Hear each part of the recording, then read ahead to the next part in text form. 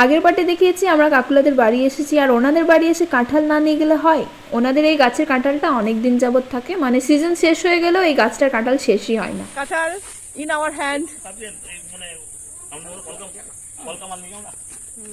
বাবা হানুমিয়ার বেলের সন্তান।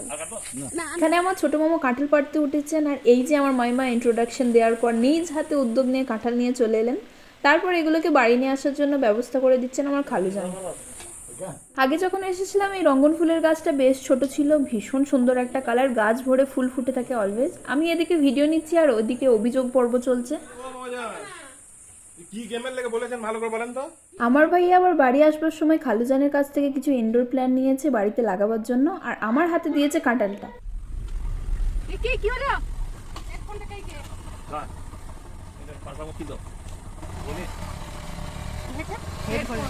চলো এবার বাড়ি যাওয়া যাক।